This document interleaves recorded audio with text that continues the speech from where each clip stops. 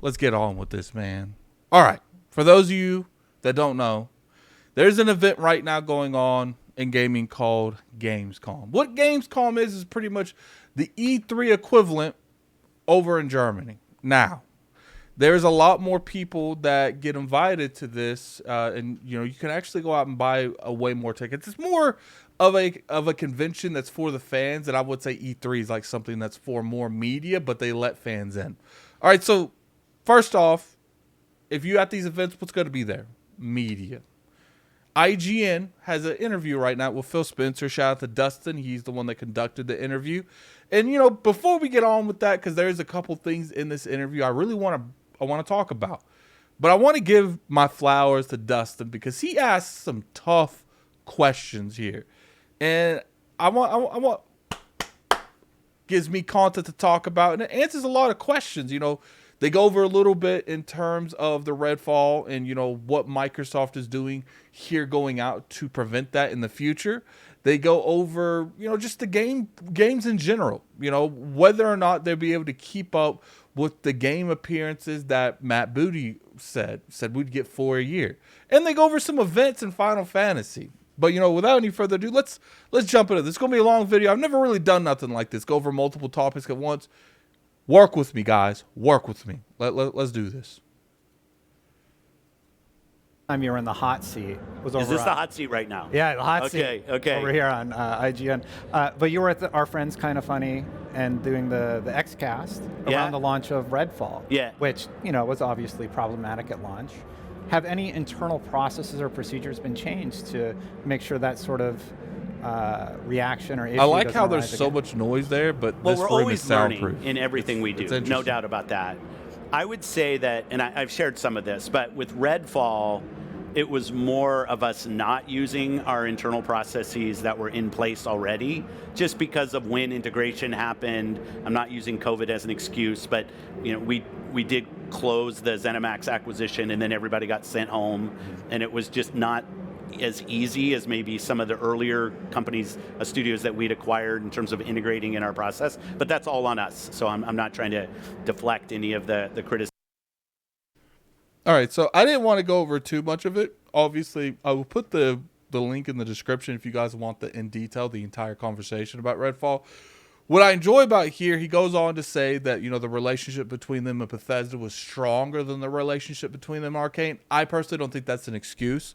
And Phil Spencer doesn't really use it as an excuse. He takes ownership of the failure that Microsoft did to assist Arcane or give them more time or let them restructure. There's a variety of factors that could have went into happening with a game like Redfall and the way it came out and, the underwhelming, positivity that was in the game. The game definitely got crucified, rightfully so. It was really broken at launch. But what I like here is that Phil Spencer acknowledges, this was underwhelming.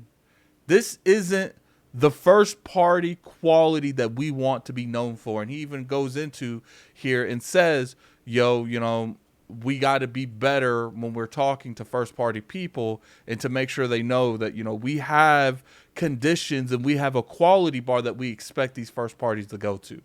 All right, so let's go into the second one. You've had a ton of reveals. Avowed was revealed. Yeah. What else do I have on? South of Midnight. Perfect Dark, South of Midnight, Yeah. Hellblade 2, Senua's Sacrifice. Can you tell us more about the rest of 2023 and a lot beyond, of games, guys. and sort of There's a lot of what games. that's looking like for Xbox?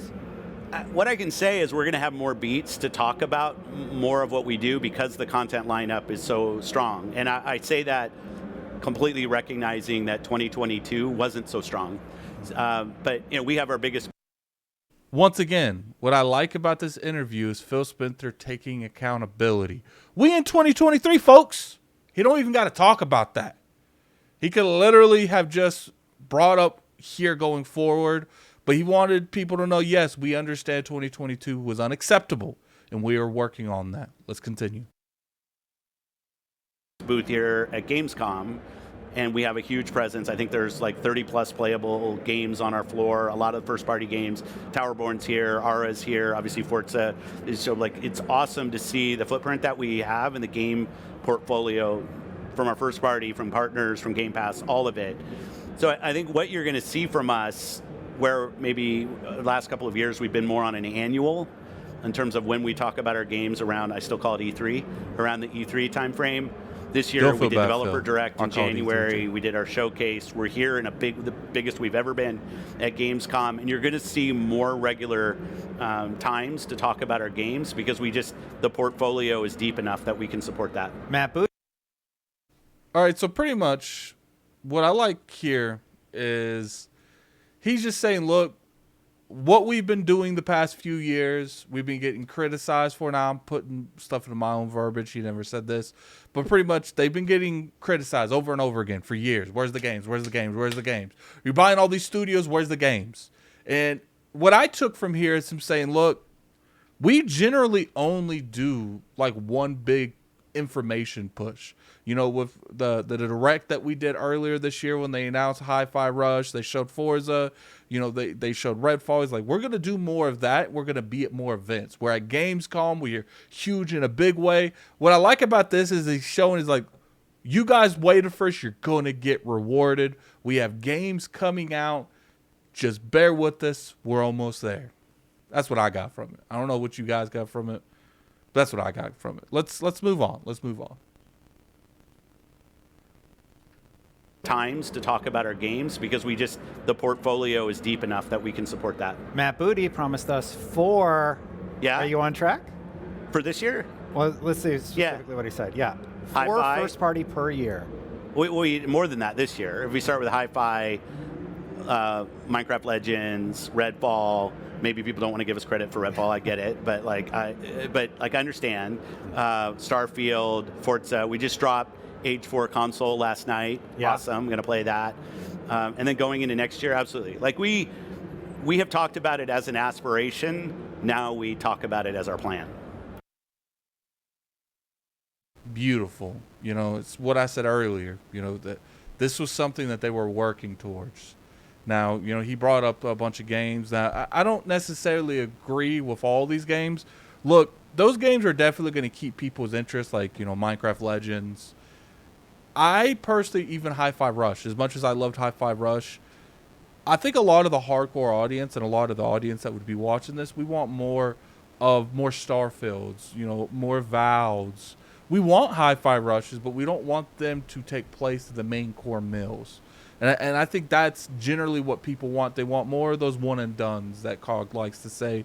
They want more of those experiences, those AAA, quote-unquote, banger experiences. And I agree with that to a point. You know, I do think there is room for indies and AA's to be mixed with all these AAA's. But you can never lose the core of what sells consoles. And I know that they're not necessarily focused on selling consoles anymore.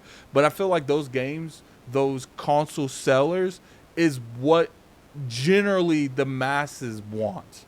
Now, it's like I said, I don't want to act like we don't want Hi-Fi Rushes. You know, we don't want Minecraft Legends. We want those games. But at the same time, we got to be realistic on what drives the market forward. And I do think it is those big AAA products. You know, the God of War Ragnaroks. We have this new Star Wars game coming out by EA people are really excited about.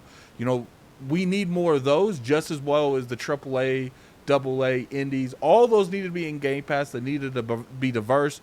You know, I'm never going to knock them for doing stuff like Forza because that's a AAA product that might not, you know, encourage me to get Game Pass if I didn't have Game Pass. But I can understand that you need a diverse library to keep people in Game Pass. And I think they're doing the right thing on making sure as many of these games as possible can be on it. Now we got one more thing to talk about, guys. You guys know I had to talk about it. Let's move on. Big news, everybody. I don't know if you heard. Final Fantasy 14 is finally coming to Xbox. It's coming. I got to go to the show. It was awesome. Really cool. Yeah. I've been covering that story for like a decade. Like since I started at IGN. You've been a proponent for it. Yeah, that community is so welcoming. It's an amazing community. Being there at the Final Fantasy Fan Fest thing was awesome. The first time I'd ever been.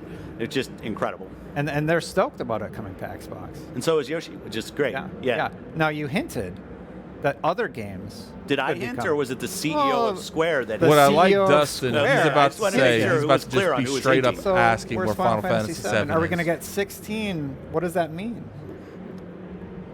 I recognize that when people buy an Xbox, they want to make sure the great games that they want to play are coming. And if there's any publisher out. So pretty much I just wanted you guys to see that. You know, what's going to happen once again. Go check out this interview. It's a good interview. I think there's going to be more because at the end, it kind of seemed like it was going to be broke up into multiple interviews, maybe 2 interviews. I don't know.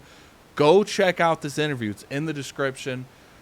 What I like about here is, once again, Phil Spencer in this part of the interview is very open. Look, we aren't doing the greatest when it comes to Square Enix games. We don't got Final Fantasy VII. We don't got 16.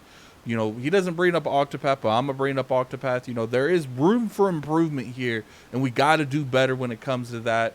And, you know, he goes on to say, you know, we're working on this relationship. Me and Sarah Bond's been going to Japan over and over again. And you'll see the results to that. And what I like here, he says, I am the COO of gaming when it comes to Microsoft. And I could come out here and I could tell you we're working on this Square Enix relationship. I could say that till I turn blue in my face pretty much. I'm paraphrasing. But they said that. They're the ones that is publicly making commitments to Microsoft and Xbox. And that's more important than me doing it. And I actually really agree on Phil on this. So, you know, that's pretty much it for the video. Now, I like this because this is quick to the point. Once again, Dustin, shout out to you for asking some pretty hard questions. I've really enjoyed this interview. I'm curious to hear what your next interview is with him. You know, he talked about Baldur's Gate in here as well. Definitely go check out the interview. I think it's good. It shows Microsoft and it shows the fans at the same time. It's like a checks and balances system. You know, we're going to keep them on their toes and they're going to keep us on our toes. And that's why I'm here too. I'm giving you guys the info. Like I said, in the description below. I think this is a fantastic interview. And I hope you guys go watch it. Well, you know, tell me what your guys' favorite Phil Spencer interviews in the comment section below. I would actually say mine is Ryan McCaffrey's 3 all the old Xbox bosses. I really like that interview. I like the kind of funny interview. I think there's a lot of interviews that could really be taken advantage of. But when you put in the comment section below what you guys feel. And until next time, this is Gaming Addict. I'm out of here. Peace.